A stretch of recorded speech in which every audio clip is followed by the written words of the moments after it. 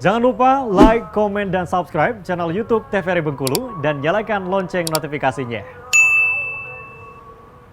Obrolan pas di sini kita kembali lagi dengan tema kita menolong sepenuh hati. Dengan menolong sepenuh hati otomatis kita menolong tanpa pamrih, tanpa meminta balasan apapun. Memang nawaitu kita, niat kita untuk misi kemanusiaan yang seperti yang sudah dijalankan dari PMI Kota Bengkulu untuk apalagi yang program yang sangat luar biasa dari Pak Ketua Bang ya. Iya. Setelah berpuluh-puluh tahun mendatangkan mesin yang memang benar-benar dibutuhkan oleh masyarakat, terus juga program dari Bang Deddy Wahyudi juga untuk mencari relawan, mengajak relawan mulai dari tingkat RT untuk menjadi relawan pendonor darah. Karena memang semakin kesini penyakit untuk yang memang membutuhkan darah itu semakin banyak, bermacam-macam gitu. Betul. Nah berarti nggak kebayang saya nanti tiba-tiba saya belanja ke warung, tahu-tahu di sebelah saya Bang Deddy datang untuk belusukan ke bisa. Betul, Karena sampai sekarang kan sering juga saya lihat Bang Iya. Deddy turun ke lapangan, Iya, betul. tiba-tiba ada di warung kopi masyarakat gitu, ngobrol dengan masyarakat. Ngobrol. Yang seperti tadi Bang Faizal ceritakan,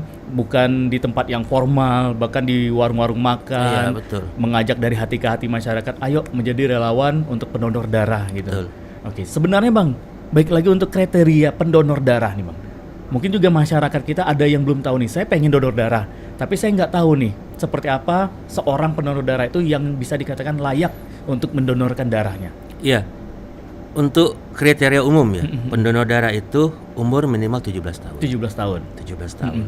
Terus berat badan. Berat badan ini minimal 45 kg. Oke. Oke. Terus tidak mengidap penyakit menular, HIV, AIDS dan lain-lain itu. Terus kondisi daripada yang bersangkutan dalam keadaan sehat pada saat mau mendonorkan darah. Dalam jangka waktu seminggu terakhir tidak memakan obat-obatan antibiotik. Apakah itu dia lagi demam misalnya amoxicillin atau lain-lain, itu antibiotik tidak boleh Selama 1 minggu ke belakang ya, gitu. jadi jangan donor dulu karena darah yang akan dia donorkan masih ada mengandung obat-obatan tersebut. Betul, Seperti betul. itu. Terus kalau ibu-ibu ini agak repot nih. Kalau lagi halangan tidak bisa.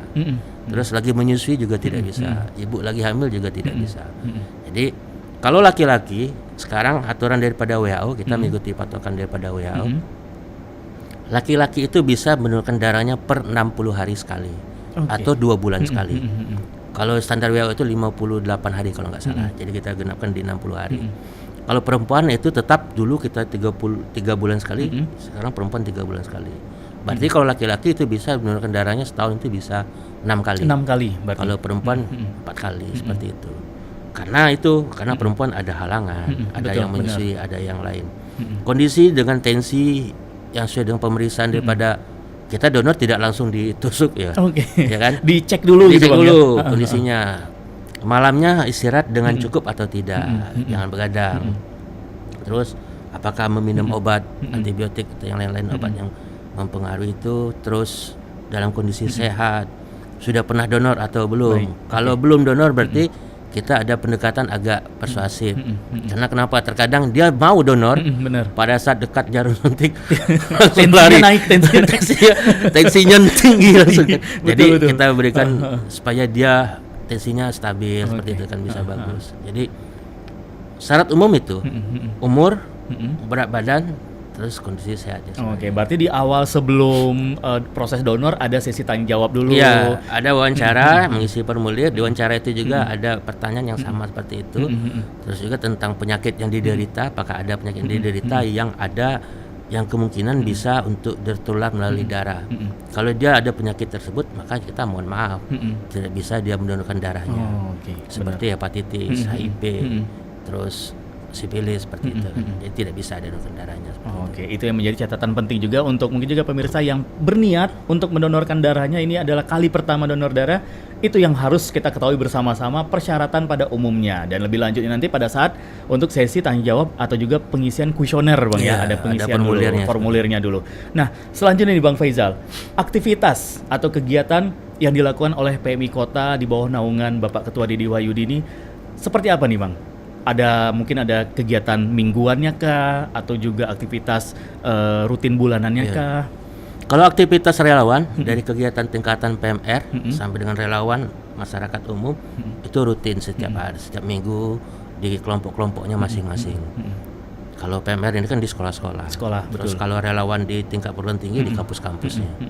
Terus di masyarakat kita juga seperti tadi saya katakan, kita mengadakan edukasi. Memang fokus daripada Pak Ketua ini kan di donor darah, pelayanan darah. Jadi edukasi yang kita lakukan ini tentang pelayanan darah. Tapi kita juga tidak terlepas dari kegiatan yang lain. Oke. Seperti sekarang jangka waktu 1 minggu terakhir ini banjir ada di Bengkulu, Oke, betul. ya kan? Ada orang tenggelam, terus ada juga yang kebakaran. Jadi semua kegiatan pelayanan sosial kemanusiaan itu, penanggulangan bencana itu kita lakukan, dan tetap PMI tidak bisa untuk berdiri sendiri. Betul. Oke, tentang pelayanan darah PMI kayaknya mandiri nih. Leading sektor kan dipercaya pemerintah leading sektor. Tapi kalau tentang penanggulangan bencana, tentang yang lain, kita harus bekerja sama dengan pihak lain. Oke. Relawan yang ada di Palang Merah Indonesia, kita berikan pelatihan dan juga kita ajak kerjasama dengan pihak-pihak yang menjadi leading sektornya, Dinas Sosial, BPBD, Basarnas kalau orang tenggelam. Mereka menjadi leading sektor, kita punya relawan yang memiliki kapasitas ini. Silakan untuk diberdayakan, kita kerjasama dengan mereka untuk melakukan kegiatan-kegiatan kemanusiaan.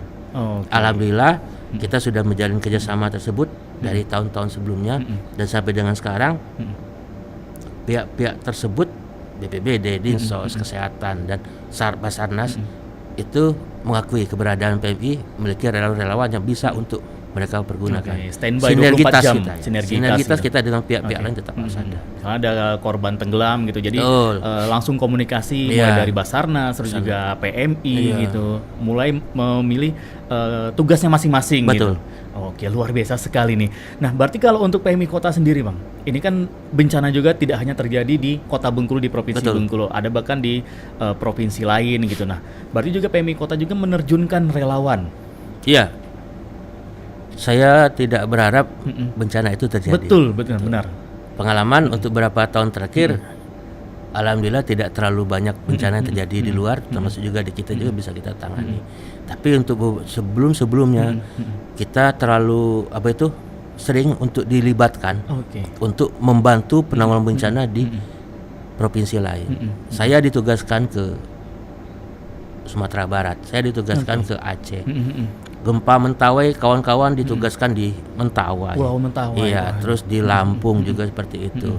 Terus kegiatan kebakaran hutan, penanggulangan kebakaran hutan di Sumatera Selatan. Oh, sampai kebakaran Jambi. hutan pun juga PMI turun tangan juga ya. Jadi PMI diminta untuk menjadi relawan membantu kebakaran hutan, yang kita siapkan juga di Jambi. Terus kemarin COVID seperti itu. Betul. Kan. Jadi semuanya kita lakukan.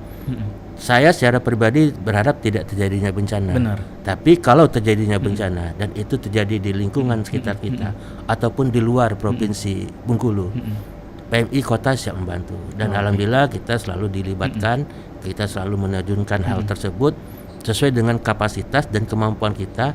Kalau PMI itu seperti ini, apabila bencana itu bisa ditangani oleh PMI-nya, maka dia cukup menanganinya sendiri. Oke. Kalau tidak bisa ditangani oleh PMI-nya tersebut, maka dia melibatkan PMI tetangga. Oke. Ternyata PMI tetangga juga tidak tercover, juga tidak bantu, maka dia akan minta bantuan ke PMI provinsi tetangganya.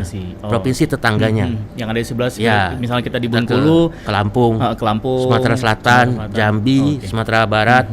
Terus kita juga kemarin kirim sampai ke Flores, Nusa Tenggara itu kemarin pernah kita kirimkan juga relawan.